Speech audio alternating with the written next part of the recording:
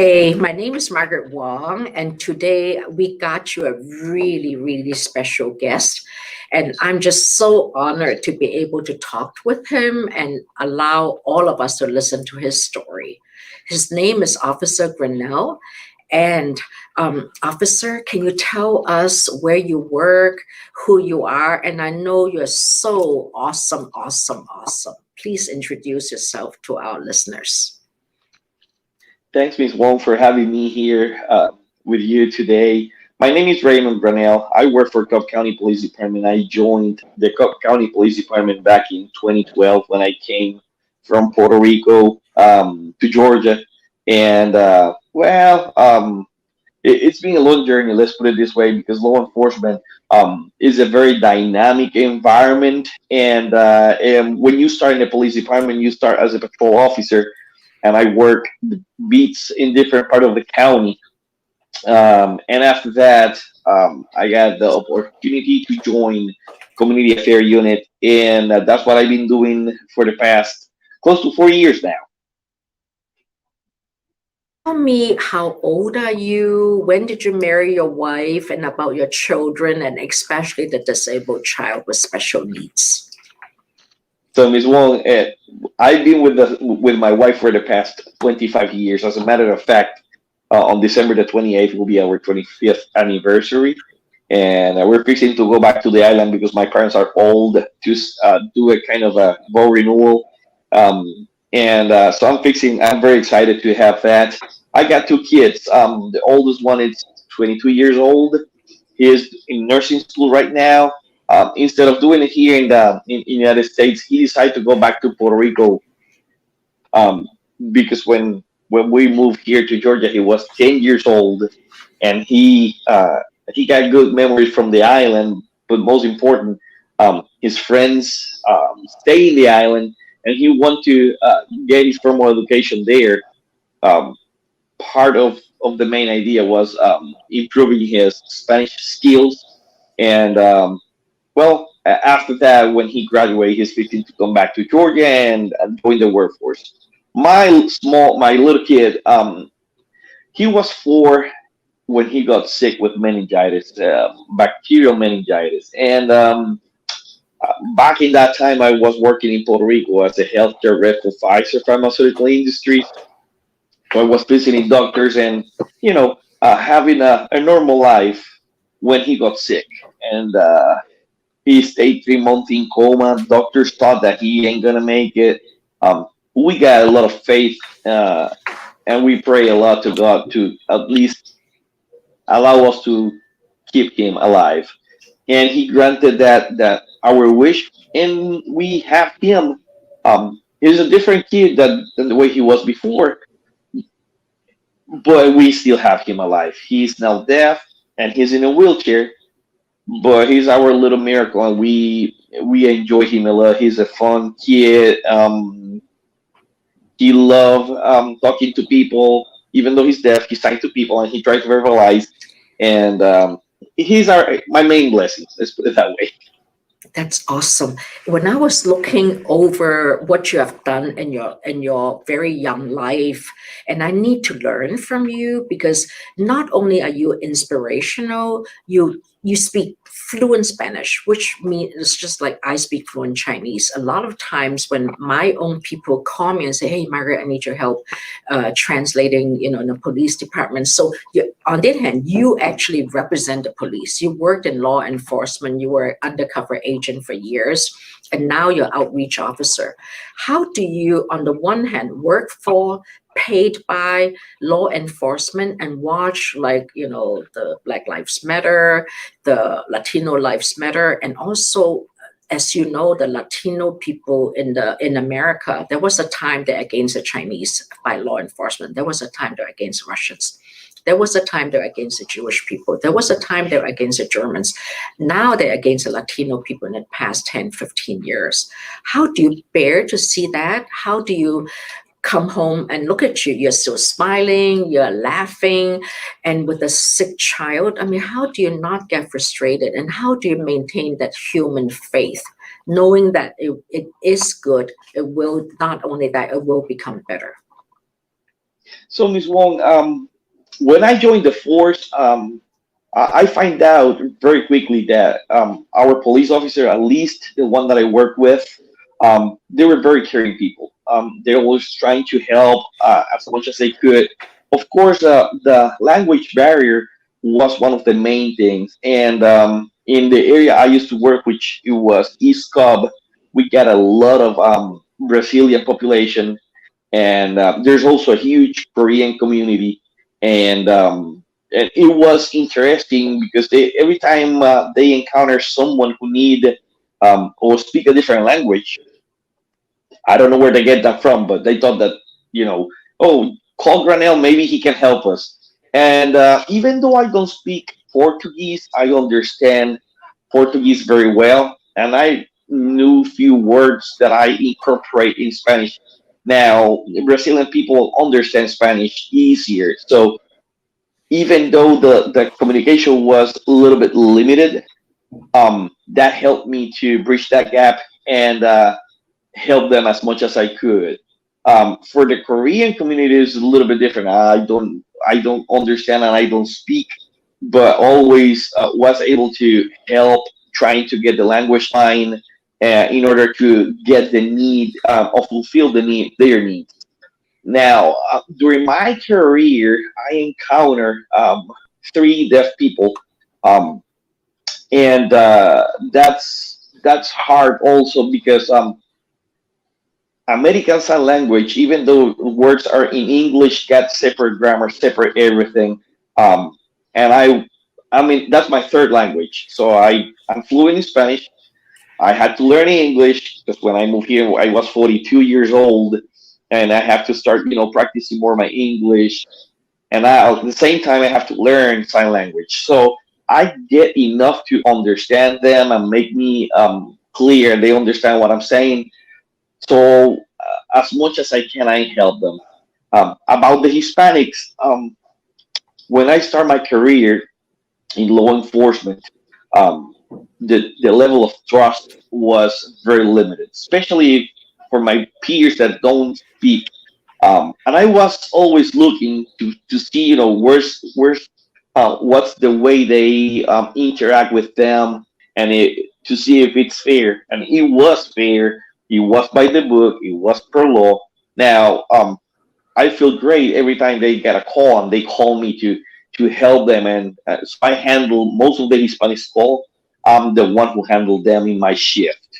Also, special units like crimes against children, crimes against persons, and things like that. They use me a lot, helping them to reach the Hispanic community. And when I did my transition from the road to community affairs, the first thing that came to my mind is like they got a huge confusion because in our countries, police is just one. Here we got different type of police officers, like school policing, county, city, state. So in the mind of a Hispanic, it's complicated. I remember when I moved here, it's like where all this police department came from, and understanding the difference between just something basic as sheriff and police. It was like, okay, I have to read a little bit. So when it was my time, I was trying to explain them, hey, this is the main difference between the departments, and this is who we are. This is what we do. Thanks God, this past election, we had a new sheriff elected, Craig Owens, and basically he's the one. One of his biggest promise was that he will get rid of that 287G program, which um, he made the promise and he fulfilled it, and we don't no longer deporting people here in Cobb County due to immigration status. Of course, if the person got um, criminal record, or do something bad, that's still a possibility. But before any person drive without driver license, and I try to explain this to the people, they usually take them to jail because first the officer don't understand the names, which we have two names and two last names, and secondly, identifying a person with a little bit of knowledge of last names, it take an officer approximately 20 to 30 minutes trying to do that, and chances are they're all going to do it wrong. So it was easy for an American officer to take that person, take it to jail, and the jail then identify the person. But once they are in jail, they'll still get to go through an immigration interview and all that. So that's where things get difficult for Hispanics.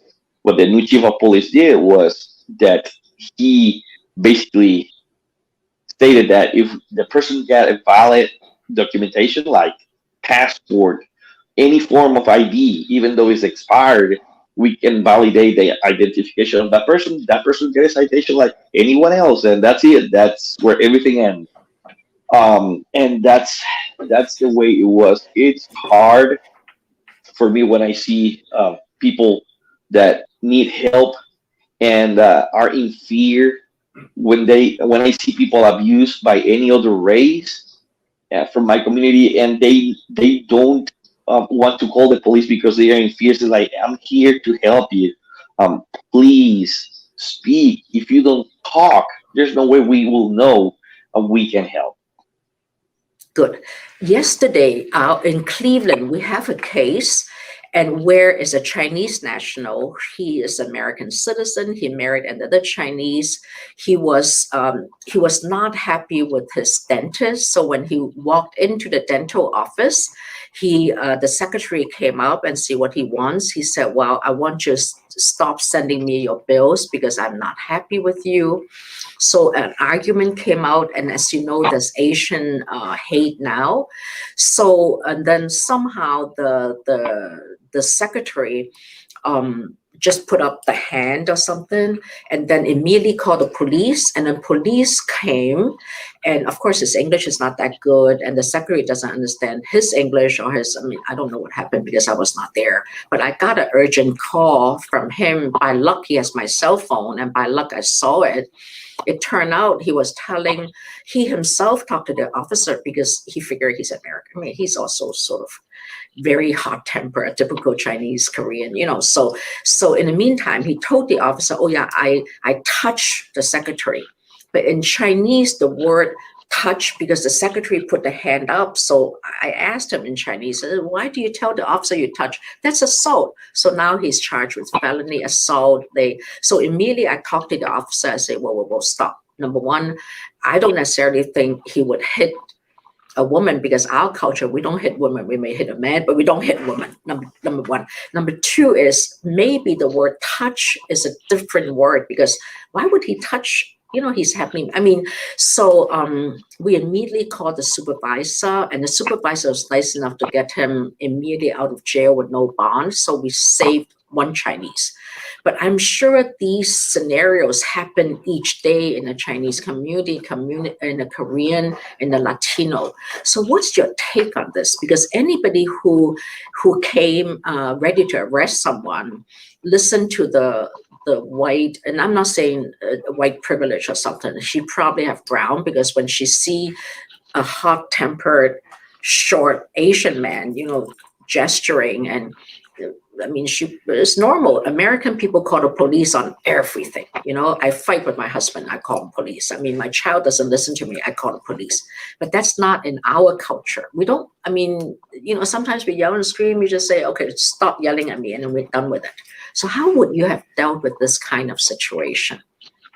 So I try to explain my fellow officers that you have to understand culture and the difference between the cultures in order for you to be fair with people. And most important than that, if you don't understand, you have to find a way. That's why we have language lines and things like that. And I remember I went to a domestic dispute, and the two guys in the house were Russian. The wife was Russian, and there were a heated argument, what we interpret as a heated argument. So we separate everybody, and the first thing I ask the ladies is like, why they are keep arguing? It's like, they're not arguing now, they're talking. It's like, wait a minute, wait a minute. We show up and they were yelling to each other and they sound mean. It's like, no, The argument was 30 minutes ago. They were talking about how we're gonna fix it. It's like, well, that sounds like kind of a heated conversation. It's like our language is rough. So when we talk, people think we're fighting, and that's the way we talk. So the daughter came down, talked to mom. Mom replied to her, and she sounded mean, but girl give her a kiss. They hug each other. Girl went up. It says like, okay, perception. What I'm trying to explain here is perception. So um, when you're not exposed to all the cultures, your perception of what you're seeing can affect your determination in that moment. And it's important for people to understand that we are all different. So you have to not only hear but observe how the whole scenario. We Hispanic, we use the hands to talk. So in my culture, that's normal. Here, people keep the hands down, they don't move hands, and that's normal. Um, Deaf people, of course, they use the hands to talk. So you will see them shaking hands all over, and people can think that you are aggravated. And it happened to me one time. I was on a shopping mall with my son, but we are away. He's with my wife, and I'm on the other side, and I'm asking what type of soda he want, and I'm signing to him. Wife is talking to Junior, and he's responding to me by signing. Well, someone called the police because there were a family throwing gang signs in the middle of the food court, and when they show up, I knew that officer, and he was like, "Man, we received a call that you are throwing gang signs here." I said, "Yeah, I'm throwing gang signs to my son because I want to know what type of soda he's drinking." They start laughing, and nothing happened. But what I'm trying to say is that perception it's something that uh, we cannot fix. We have to explain that and let them know, hey, this is normal in my culture. And if you think that you need an interpreter in order for you to give out your side of the story, ask for one. That's your right. And most police departments have to have someone who can interpret for you. Sometimes, because I've been in interpretation, sometimes the interpreter not necessarily will gonna say exactly what you said, but interpretation needs to be um, cannot change the meaning of what you're saying, and that sometimes can be the difference between you basically have a happy ending or you going to jail. If the police officer don't understand what you're saying and he think that something bad happened and he get the something that he thinks is illegal there or the facts of something illegal, he can probably arrest you or charge you with a crime. And maybe if you get someone who can interpret from you, um, that can be a huge difference in the decision making process. Our whole office were gossiping about you and talking about you for weeks.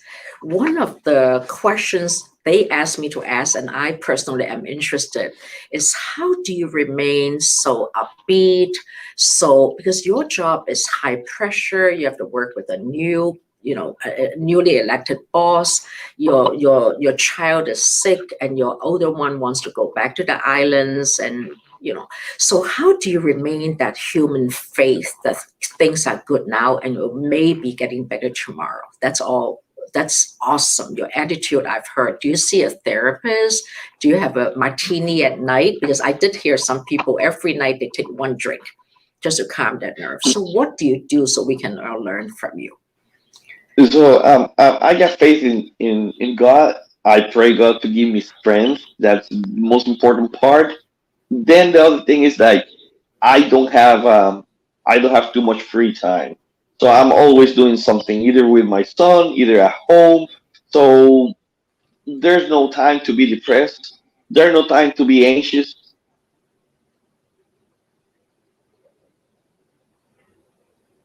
at a time. So when I say that, it's like right now I'm working. I got too many things to do today and accomplish today. Once I'm done here, I show home. My wife got me a list of things that I have to do, and on top of that, I have to deal with my son. So it's I'm busy all the time. And I tell people when you Uh-huh. got enough time to think, if you don't keep your mind busy and you don't keep yourself trying to accomplish something for the day or fulfill a goal for the day, that's when you start getting, your mind start thinking or going to places that you don't want it to go. Okay, That's what I so do. right. So another question we have for you, and that's our team, also our team, because we just adore you in our law firm. So another question we have is, do you have your own downtime? Like personally, I love to read, I swim. What's your downtime? What's your hobbies? I mean, I watch you. I'm already going. And how do you sort of remind yourself I am okay? Because we all, I mean, I get very anxious, I get very depressed. I'm like, oh my gosh, I couldn't do this case, I couldn't handle this. How do you do that? So when something happened and I don't know how to handle it, I just put that on pause. My hobby, my main hobby, which I like and I enjoy a lot, is riding motorcycle. Ah, So okay. if I have a second or a time where let's just normal things like I need to go shopping center buy I don't know bread or whatever I need to do, instead of going in my car, hop up on my motorcycle and do the same thing. But those few minutes riding and getting fresh air help me a lot to calm down and put things in perspective. And sometimes I found the solution of big problems while I'm doing that because the mind change towards something positive instead of thinking something negative. And I mean, that's the way I handle it. I enjoy being outside, so most of the time when the weather allow me to, outside in my house doing things, and my son is always with me. So it's a matter of enjoying the exteriors and things like that. And what's your future plan? Because we are mortals. What do you have planned for your son one day if something bad happened to you? Or, and I'm not, being rude about this. Do you have plans? Do you, how do you get to your plans? So I will say that my next life plan for now is surviving my next 9 years in the department because I'm about to retire after nine. And once that's done, I'll have more time to spend with my son and help him as much as I can. Now, the biggest question that my family asks me all the time is like, "Are you want to return back to Puerto Rico?" No, I can't do that. Ain't gonna be fair for my son. So this is what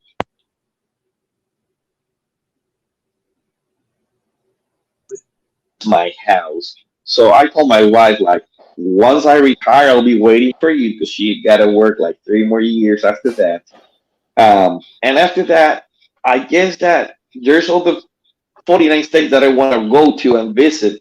So if God give me strength and I can, I want to and visit the rest of the states here in the United States and just traveling within US and see all the beauties of of United States. Good. That's my plan. And every night, who cooks at home? Can you describe to me, like in a week, what daily, when did you get up in the morning? So we're all learning from you. This guy, you're just awesome. And one thing nice about you is it's not like you are super rich or super poor, or you're just a normal guy. You're happy, you're not thin or handsome, you're just a happy um, officer. And the fact that you're in law enforcement, because a lot of people like us, we don't join what we call the dark side, because it's fears to join. But look at you, you're just such an inspiration and role model for a lot of us. So tell me, what's your week, what's your day like, and then how do you keep being so inspired? So basically, my day start at 6 a.m. in the morning. When I wake up, I basically try to do my portion of getting ready to deal with my son, get dressed, and all that. Once I finish, I gotta go and deal with him. He is fully dependent on us. So I have to cat him, clean him, dress him, um, brush his hair, make breakfast for him. Um, and once I basically get him in that state, which is ready to go to school, I take him out. Sometimes I have to take him to school. Sometimes the boss pick him up. It depends on the it's on a daily basis. So um, after that, after he's gone for school, I come to work. Depending on what I get, because as I said, I have different hats and I work in different areas in the department. So depending on what I'm doing, my day can be from talking to recruits that they need me to interview people over the phone, to visiting businesses, to be with the community. Maybe a bad crime happened and I need to bridge the gap between the community and their needs and what how the police department can help them. Um, so that keep me entertained for probably between 8 to 12 hours a day. After that, go back home. Usually, by the time I go home, my wife is there. She have a delicious meal for us. We ate. I take care of Junior again, take him to shower. Um, 3 days per week, I got a nurse that go visit him and help me a little bit with his needs, put him down to sleep, and ready for next day. And that's how my day go through.